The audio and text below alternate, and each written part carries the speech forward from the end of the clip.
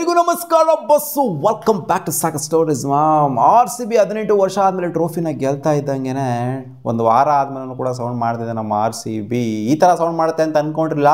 But ಇವಾಗ ಬರ್ತಾರಂಥ update ಪ್ರಕಾರ R C ಬಿನ ಮಾರ್ಬಿಡ್ತಾರಂತೆ ಮಾರ್ಬಿಡ್ತಾರಂತೆ ಅಂತ ಅಪ್ಡೇಟ್ ಬರ್ತಾ ಇದೆ. ರೂಮರ್ಸ್ ಸ್ಪೆಕ್ಯುಲೇಷನ್ಸ್ ಎಲ್ಲ ಸೋಷಿಯಲ್ ಮೀಡಿಯಾದಲ್ಲಿ ಸಿಕ್ಕಾಪಟ್ಟೆ ಸ್ಪ್ರೆಡ್ ಆಗ್ತಾ ಇದೆ.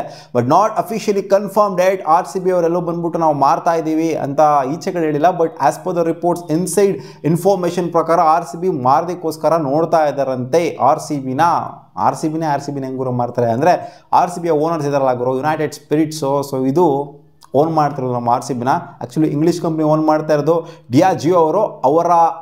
ಅವರ ಇಂಡಿಯನ್ ಆರ್ಮ್ನ ಯೂಸ್ ಮಾಡಿಕೊಂಡು, ಅದೇ ಇಂಡಿಯನ್ ಆರ್ಮ್ ಅಂದ್ಬಿಟ್ಟು ಯುನೈಟೆಡ್ ಸ್ಪಿರಿಟ್ಸು, ಸೊ ಅದನ್ನು ಯೂಸ್ ಮಾಡಿಕೊಂಡು ಓನ್ ಮಾಡ್ತಾ ಇದ್ದಾರೆ. ಸೊ ಈ ಶೇರ್ಸ್ಗಳೆಲ್ಲ ಏನಿದ್ದಾವೆ ಆರ್ ಸಿ ಬಿಯ ಶೇರ್ಸ್ಗಳು, ಸೊ ಇದನ್ನೆಲ್ಲ ಮಾರಬೇಕು ಅಂತ ಅಂದ್ಕೊಂಡಿದ್ದಾರಂತೆ. ಎಲ್ಲ ಮಾರೋಕ್ಕಾಗಿಲ್ಲ ಅಂತಂದ್ರೂ ಸ್ವಲ್ಪ ಮಟ್ಟಿಗೆ ಶೇರ್ಸ್ಗಳನ್ನೆಲ್ಲ ಶೇರ್ ಮಾಡಬೇಕು, ಹಂಚಬೇಕು ಅಂತ ಅಂದ್ಕೊಂಡಿದ್ದಾರಂತೆ. ಏನು ಗುರು reason? All of a sudden 18 ವರ್ಷ ಆದಮೇಲೆ ಗೆದ್ದಿರೋಂಥ ಆರ್ ಸಿ ಬಿನ ಇವ್ರು ಏನಕ್ಕೆ ಹರಾಜು ಆಗ್ತಾ ಇದ್ದಾರೆ, ಏನಕ್ಕೆ ಶೇರ್ಸ್ಗಳನ್ನ ಸೆಲ್ ಮಾಡಬೇಕು ಅಂತ ಅಂದ್ಕೊಂಡಿದ್ದಾರೆ ಅಂತ ಕೇಳಿದ್ರೆ, ಸೊ ಹೈನು ಹೋಗ್ಬಿಟ್ಟಿದೆ ಆರ್ ಸಿ ಬಿ ಈ ಸೀಸನು, ಲೋನು ಹೋಗ್ಬಿಟ್ಟಿದೆ ಆರ್ ಸಿ ಬಿ ಈ ಸೀಸನ್ ಅಂತ ನಾನು ಹೇಳ್ತೀನಿ. ಹೈ ಮಾತ್ರ ಏನು ಸ್ಟಾಕ್ಸ್ ಪ್ರೈಸ್ ಎಲ್ಲ ಮೇಲ್ಗಡೆ ಏರ್ಕೊಂಡು ಹೊರಟೋಗ್ಬಿಟ್ಟು ಅವ್ರದ್ದು ಕಿತ್ಕೊಂಡು ಹೊರಟೋಗ್ಬಿಟ್ಟು ಆರ್ ಸಿ ಬಿದು ಏನೇನೋ ಆಗೋಗ್ಬಿಟ್ಟಿದೆ ಅಂತಲ್ಲ, ಆಗೋಗ್ಬಿಟ್ಟಿತ್ತು. ಯಾಕೆ ಅಂತಂದರೆ ಆರ್ ಸಿ ಬಿ 18 ವರ್ಷ ಆದಮೇಲೆ ಗೆಲ್ತಾ ಇದ್ದಂಗೆ ಏನು ಕಮ್ಮಿ ಅಲ್ಲ ಆರ್ ಸಿ ಬಿ ಅಂತಂದರೆ. ಸ್ಟಾಕ್ ಪ್ರೈಸ್ ಹಂಗೆ ಮೇಲ್ಗಡೆ ಕಿತ್ಕೊಂಡು ಹೊರಟೋಗ್ಬಿಟ್ಟಿದೆ ನಮ್ಮ ಆರ್ ಸಿ ಬಿದು, ವ್ಯಾಲ್ಯೂಯೇಷನ್ ಕೂಡ ಕಿತ್ಕೊಂಡು ಹೊರಟೋಗ್ಬಿಟ್ಟಿದೆ ಆರ್ ಸಿ ಬಿದು. ಬಟ್ ನೆಗೆಟಿವ್ ಕೂಡ ಆಗಿದೆ ನಮ್ಮ ಆರ್ ಸಿ ಬಿಗೆ. ಆ ಕಾಲು ತುಳಿತದ ಸೀನೆಲ್ಲ ಏನಾಯಿತು ಆರ್ ಸಿ ಬಿ ನೋಡಿ. ಇವಾಗ ನೀವು ಇನ್ಸ್ಟಾಗ್ರಾಮ್ ಓಪನ್ ಮಾಡಿ, ಯಾವುದೇ ಆರ್ ಸಿ ಬಿ ಅಕೌಂಟ್ನ ಸೋಷಿಯಲ್ ಮೀಡಿಯಾ ಅಕೌಂಟ್ನ ಓಪನ್ ಮಾಡಿ, ಒಂದು ದಿನ ಅಷ್ಟೇ ಸೆಲೆಬ್ರೇಟ್ ಮಾಡಿದ್ದು ನಮ್ಮ ಆರ್ ಸಿ ಬಿ.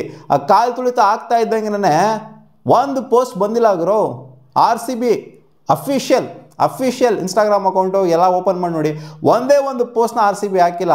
ಮೂಕ ಸ್ತಬ್ಧರಾಗಿ ಹೋಗ್ಬಿಟ್ಟಿದ್ರೆ, ಸೈಲೆಂಟ್ ಮೌನಾಚರಣೆ ಮಾಡ್ತಾ ಇದ್ದಾರೆ. ಇದೆಲ್ಲ ಕಾಮ್ ಡೌನ್ ಆಗಲಿ, ಆಮೇಲೆ ಬೇಕಾದ್ರೆ ಏನಾರು ಪೋಸ್ಟ್ಗಳನ್ನ ಹಾಕೋಣ ಅಂತ. So R C B peak ನೋಡಿದೆ, ಒಂದೇ ದಿನದಲ್ಲಿ ಬಾಟಮ್ ನೋಡಿದೆ, ನೆಲನೂ ನೋಡ್ಬಿಟ್ಟಿದೆ. ಸೊ ಆ ಥರ ಆಗಿದೆ ಸೀನ್ಸ್ ಇವಾಗ. ಸೊ ಏನು ಬೇಕಾದ್ರೂ ಆಗ್ಬೋದು.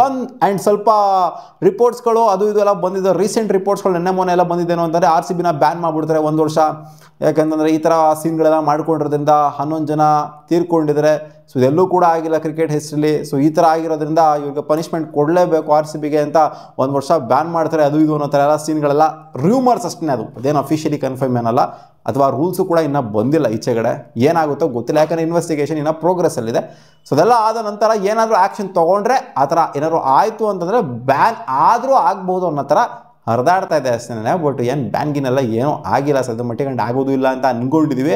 ಬಟ್ ಇದೆಲ್ಲ negative positive at A time ಆಗಿದ್ದರಿಂದ ಏನೋ ಅವ್ರಿಗೆ, ಅದೇ ಯುನೈಟೆಡ್ ಸ್ಪಿರಿಟ್ಸ್ ಅವ್ರಿಗೆ ಎಲ್ಲ ಸ್ಟೇಕ್ನು ನಾವೇ ಏನೋ ಗುರು ಇಟ್ಕೊಳ್ಳೋದು, ಸ್ವಲ್ಪ ಶೇರ್ ಮಾಡೋಣ ಅಥವಾ ಫುಲ್ಲೂ ಕೂಡ ಬಿಟ್ಕೊಂಡು ಕೊಟ್ಬಿಡೋಣ ಅನ್ನೋ ಥರ ಅನಿಸಿದೆ, ಅನ್ನೋ ಥರ ಕಾಣಿಸ್ತಾ ಇದೆ. ಆ್ಯಸ್ ಪರ್ ದ ರಿಪೋರ್ಟ್ಸ್ ಏನು ಅಂತಂದರೆ ಆರ್ ಸಿ ಬಿಯ ವ್ಯಾಲ್ಯೂಯೇಷನ್, ಬ್ರ್ಯಾಂಡ್ ವ್ಯಾಲ್ಯೂಯೇಷನ್ ಬಂದ್ಬಿಟ್ಟು $2 ಬಿಲಿಯನ್ ಕರೆಂಟ್ಲಿ 16,834 ಕೋಟಿ ಆರ್ ಸಿ ಬಿ ವ್ಯಾಲ್ಯೂಯೇಷನ್ ಇದೆಯಂತೆ.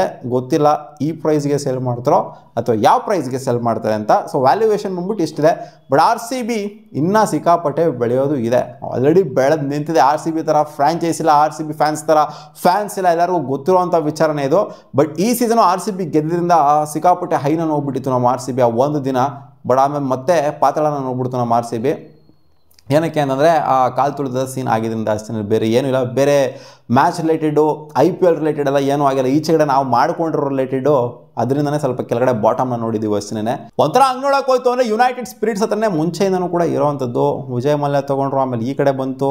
ಇವಾಗ ಬೇರೆ ಯಾರಿಗೆ ಶಿಫ್ಟ್ ಆಗುತ್ತೋ ಗೊತ್ತಿಲ್ಲ, ಓನರ್ ಯಾರು ಇರ್ತಾರೋ ಬಿಡ್ತಾರೋ ನಮಗೆ ಗೊತ್ತಿಲ್ಲ. ಒಟ್ಟಿನಲ್ಲಿ ನಮಗೆ ಆರ್ ಸಿ ಬಿ ಇರಬೇಕು ಅಷ್ಟೇ.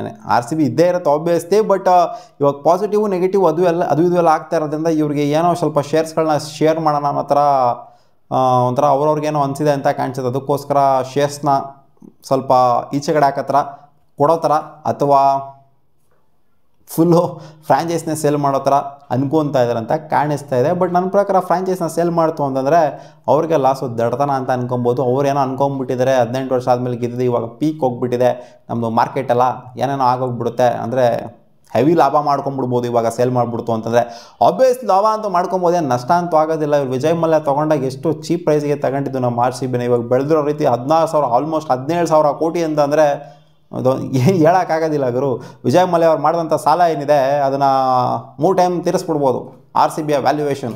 ಆ ಪಾರ್ಟಿ ಇದೆ.